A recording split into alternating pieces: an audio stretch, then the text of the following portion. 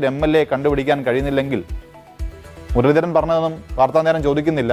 പിന്നെ എന്താണ് ഇവർ ചെയ്യുന്നതെന്ന ചോദ്യമുണ്ട്. അങ്ങനെ രാഹുൽ കബളിപ്പിച്ച് കിടന്ന് കളിക്കുകയാണ്.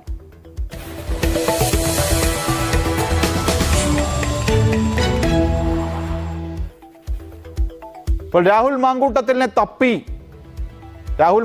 തപ്പി ദക്ഷിണേന്ത്യ മുഴുവൻ കറങ്ങുകയാണ് നമ്മുടെ സംസ്ഥാന പോലീസ്. ഇപ്പോൾ ആ വഴിക്ക് കർണാടകയും തമിഴ്നാടും ഒക്കെ ഒന്ന് കറങ്ങാൻ പറ്റിയതിനപ്പുറം ഈ MLA ഇതുവരെ പിടികൂടാൻ സംസ്ഥാന പോലീസിനെ കഴിഞ്ഞിട്ടില്ല. എത്ര അനായാസമാണ് രാഹുൽ മാങ്കൂട്ടത്തിൽ ഈ സംസ്ഥാന പോലീസിനെ കബളിപ്പിക്കുന്നത്.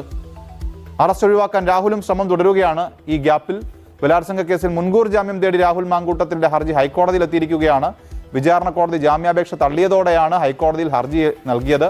Justice K. ബാബുവിന്റെ ബെഞ്ച് നാളെ ഹർജി പരിഗണിക്കും. FIR-ലെ ആരോപണം ബലാത്സംഗത്തിന്റെ പരിധിയിൽ വരില്ലെന്നും അതിജീവിത പോലീസിന് പരാതി നൽകാതെ മുഖ്യമന്ത്രിയെയാണ്